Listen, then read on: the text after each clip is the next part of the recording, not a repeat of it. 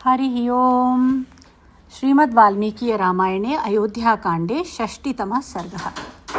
कौसल्या का विलाप और सारथी सुमंत्र का उन्हें समझाना।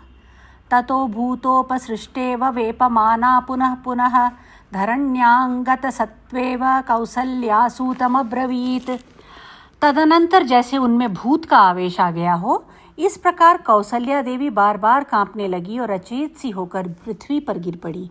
उसी अवस्था में उन्होंने सारथी से कहा, नयमां यत्र काकुत्स्थः सीता यत्र च लक्ष्मणः तान् विना क्षणमप्यद्य जीवितुं नोत्सहेह्ययम्। सुमंत्र, जहाँ श्री राम है, जहाँ सीता है और लक्ष्मण है, वहीं मुझे भी पहुँचा दो। मैं उनके बिना अब एक क्षण भी नहीं जीवित रह सकती। निवर्तय रथं शीघ्रं दण्डकान्नय मामपि अथ तान्नानुगच्छामि गमिष्यामि यमक्षयम्। जल्दी रथ लौटाओ और मुझे भी दंडकारण्य में ले चलो। यदि मैं उनके पास ना जा सकी तो यमलोक की यात्रा करूंगी।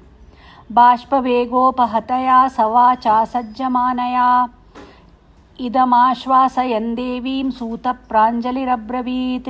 देवी कौसल्या की बात सुनकर सारथी सुमंत्र ने हाथ जोड़कर उन्हें समझाते हुए आंसुओं के वेग से अवरुद्ध हुई गदगद वाणी में कहा, त्यज शोकंच मोहंच संभ्रमं दुःखजं तथा व्यवधूय च संतापं वने वत्स्यति राघवः। महारानी, यह शोक, मोह और दुख जनित व्याकुलता छोड़िए।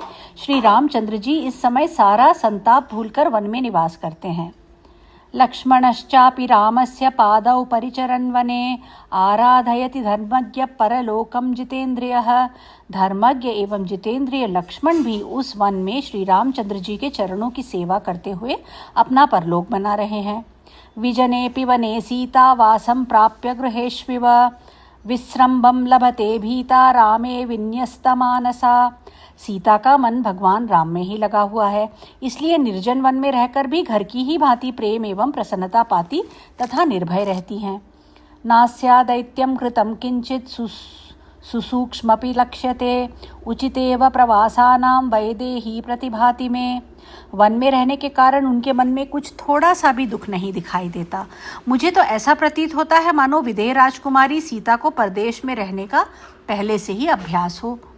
नगरोपवनं गत्वा यथा स्मरमते पुरा तथैव रमते सीता निर्जनेषु वनेष्वपि। जैसा यहाँ नगर के उपवन में जाकर वे पहले घूमा करती थी, उसी प्रकार निर्जन वन में भी सीता सानंद विचरती हैं। बाले वरमते सीता बालचंद्रनिभानना रामा रामे ह्यदीनात्म विजनेऽपि वने सती।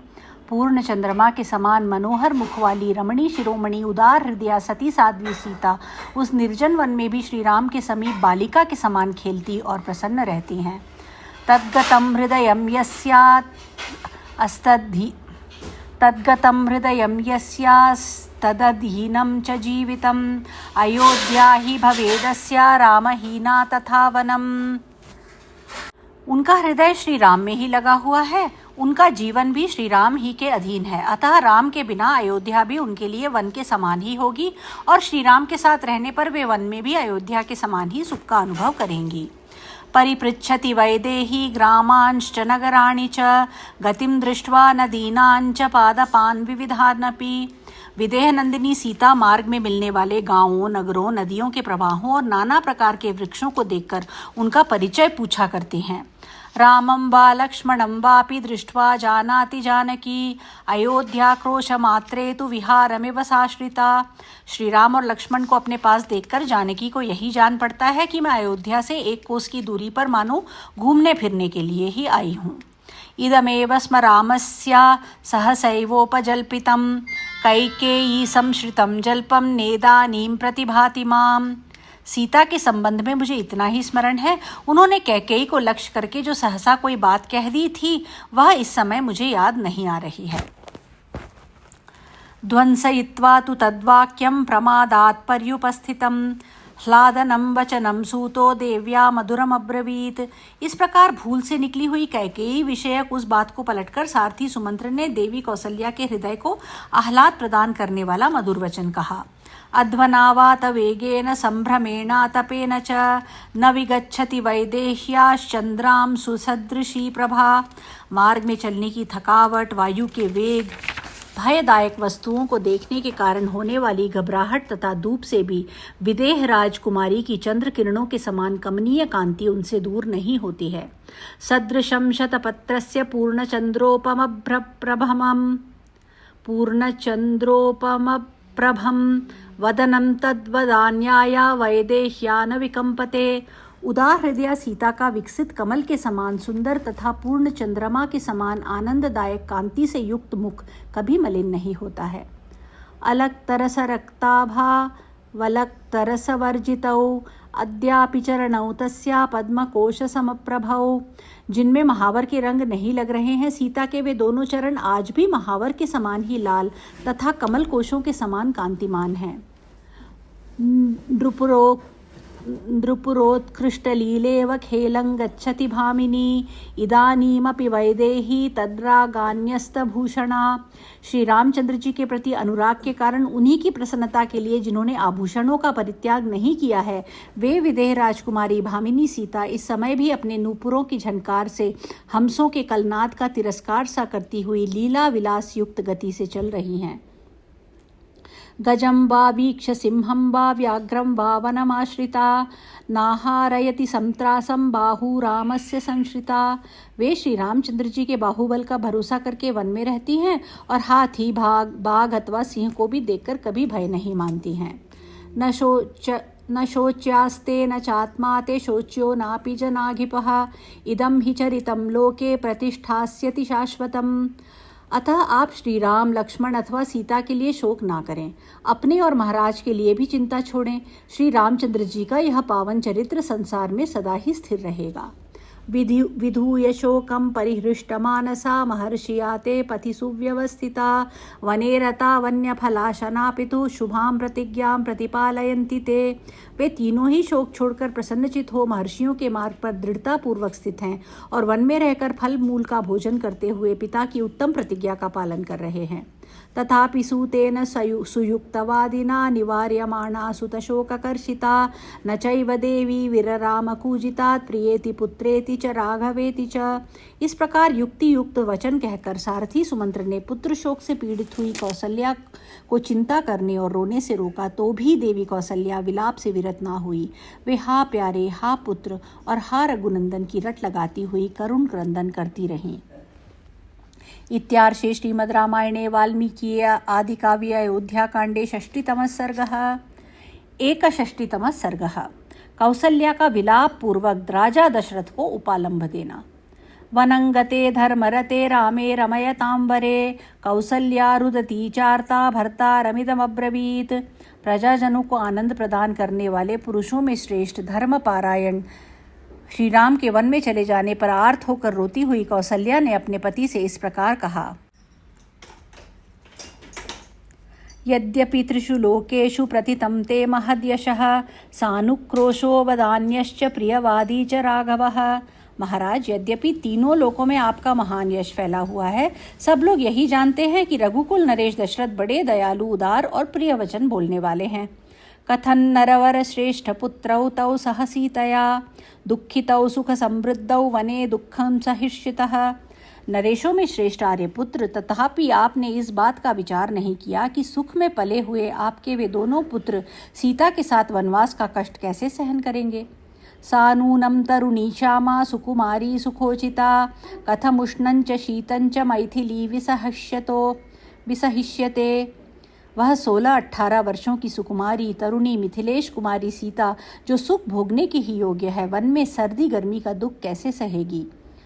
भुक्तवाशनं विशालाक्षी सुपदंशान्वितं शुभं वन्यं नैवारमाहारं कथं सीतोपभोक्ष्यते। विशाल लोचना सीता सुंदर व्यंजनों से युक्त सुंदर स्वादिष्ट अन्न भोजन किया करती थी। अब वह जंगल की तिन्नी के चावल का सूखा भात कैसे खाएगी। गीतवादित्र निर्घोषं श्रुत्वा शुभसमन्विता कथं कव्याद सिंहानां शब्दं श्रोष्यत्यशोभनम्। जो मांगलिक वस्तुओं से संपन्न रहकर सदा गीत और वाद्य की मधुर ध्वनि सुना करती थी, वही जंगल में मांस भक्षी सिंहों का अशोभन अमंगलकारी शब्द कैसे सुन सकेगी। महेंद्र ध्वज संकाशक कनुशेते महाभुजः भुजं परिघ संकाशमुपाधाय महाबलः। जो इंद्रध्वज के समान समस्त लोकों के लिए उत्सव प्रदान करने वाले थे, वे महाबली महाबाहु श्री राम अपनी परिघ जैसी मोटी बाँह का तकिया लगाकर वहाँ सोते होंगे। पद्मवर्णं सुकेशान्तं पद्मनिश्वासमुत्तमं कदा द्रक्ष्यामि रामस्य वदनं पुष्करेक्षणं। जिसकी कांति कमल के समान है, जिसके ऊपर सुंदर केश शोभा पाते हैं, जिसकी प्रत्येक सांस से कमल की सी सुगंध निकलती है तथा जिसमें विकसित कमल के सदृश सुंदर नेत्र सुशोभित होते हैं, श्री राम के उस मनोहर मुख को मैं कब देखूंगी। वज्रसारमयं नूनं हृदयं मे न संशयः अपश्यन्त्या न तंयद्वै फलतीदं सहस्रदा। मेरा हृदय निश्चय ही लोहे का बना हुआ है, इसमें संशय नहीं है, क्योंकि श्री राम को ना देखने पर भी मेरे इस हृदय के सहस्रों टुकड़े नहीं हो जाते हैं। यत्त्वया करुणं कर्म व्यपोह्य मम बान्धवाः निरस्ता परिधावन्ति सुखार्हा कृपणावने।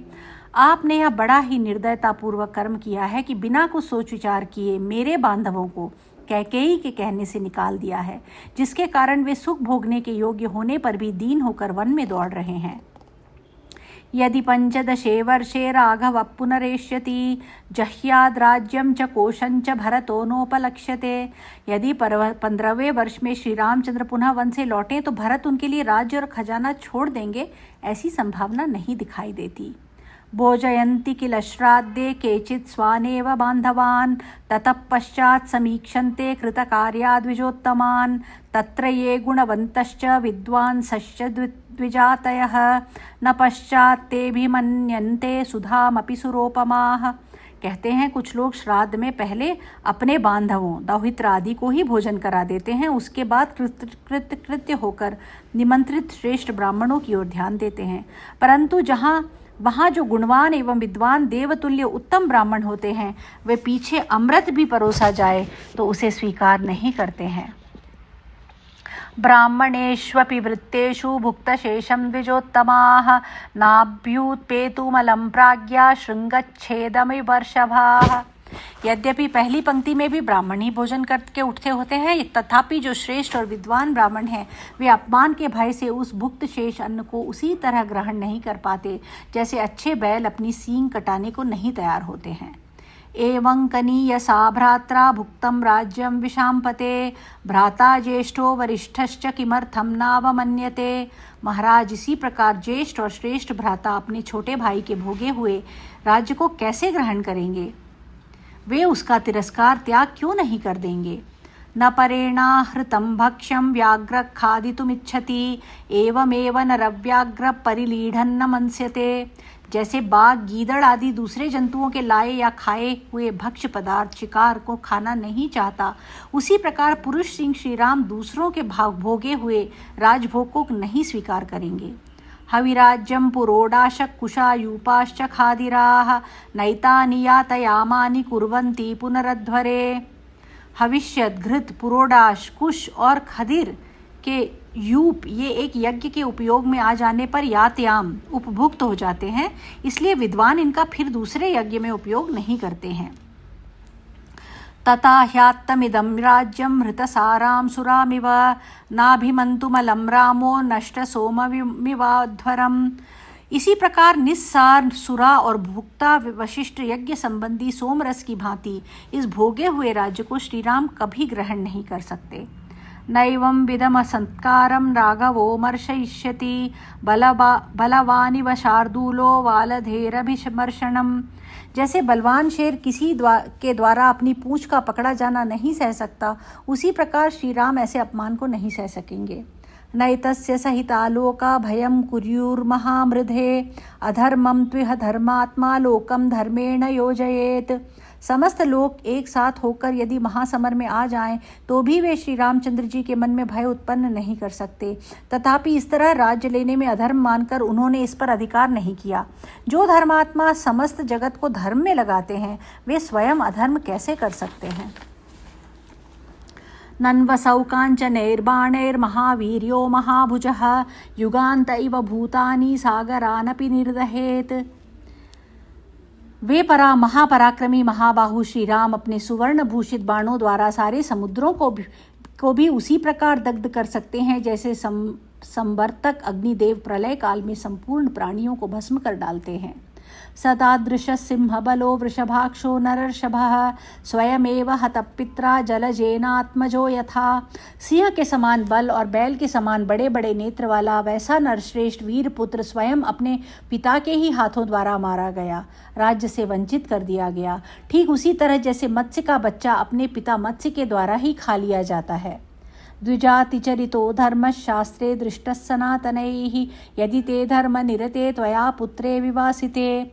आपके द्वारा धर्मपरायण पुत्र को देश निकाला दे दिया गया। अतः यह प्रश्न उठता है कि सनातन ऋषियों ने वेद में जिसका साक्षात्कार किया है तथा श्रेष्ठ द्विज जिसे अपने आचरण में लाए हैं, वह धर्म आपकी दृष्टि में सत्य है या नहीं।